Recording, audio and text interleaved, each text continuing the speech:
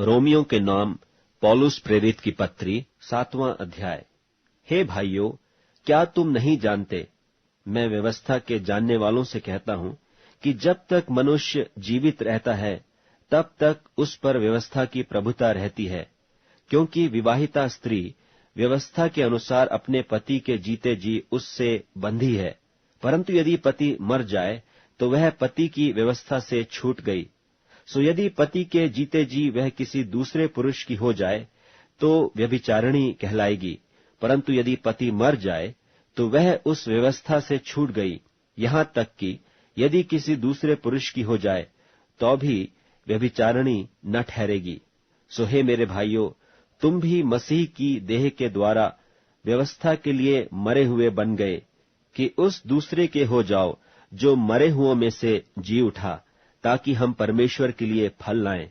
क्योंकि जब हम शारीरिक थे तो पापों की अभिलाषाएं जो व्यवस्था के द्वारा थी, मृत्यु का फल उत्पन्न करने के लिए हमारे अंगों में काम करती थीं। परंतु जिसके बंधन में हम थे उसके लिए मरकर अब व्यवस्था से ऐसे छूट गए कि लेख की पुरानी रीति पर नहीं वरन आत्मा की नई रीति पर सेवा करते हैं। तो हम क्या कहें? क्या व्यवस्था पाप है? कदापि नहीं, वरन बिना व्यवस्था के मैं पाप को नहीं पहचानता। व्यवस्था यदि न कहती कि लालच मत कर, तो मैं लालच को न जानता, परंतु पाप ने अवसर पाकर आज्ञा के द्वारा मुझ में सब प्रकार का लालच उत्पन्न किया, क्योंकि बिना व्यवस्था पाप मुर्दा है। मैं तो व्यवस्था बिना पहले जीवित था, परंतु जब आज्ञा आई तो पाप जी गया और मैं मर गया। और वही आज्ञा जो जीवन के लिए थी मेरे लिए मृत्यु का कारण ठहरी, क्योंकि पाप ने अवसर पाकर आज्ञा के द्वारा मुझे बहकाया और उसी के द्वारा मुझे मार भी डाला। इसलिए व्यवस्था पवित्र है और आज्ञा भी ठीक और अच्छी है। तो क्या वह जो अच्छी थी मेरे लिए मृत्यु ठहरी? कदापि नहीं, परंतु पाप उस अच्छी वस्तु के द्वारा मेरे लिए मृत्यु का उत्पन्न करने वाला हुआ कि उसका पाप होना प्रकट हो, और आज्ञा के द्वारा पाप बहुत ही पापमय ठहरे। क्योंकि हम जानते हैं कि व्यवस्था तो आत्मिक है, परंतु मैं शारीरिक और पाप के हाथ बिका हुआ हूं। और जो मैं करता हूं उसको नहीं जानता, क्योंकि जो मैं चाहता हूं वह नहीं किया करता, परंतु जिससे मुझे घृणा आती है वही करता हूं।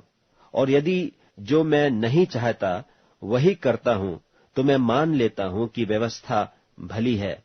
तो ऐसी दशा में उसका करने वाला मैं नहीं वरन पाप है जो मुझ में बसा हुआ है। क्योंकि मैं जानता हूं कि मुझ में अर्थात मेरे शरीर में कोई अच्छी वस्तु वास नहीं करती।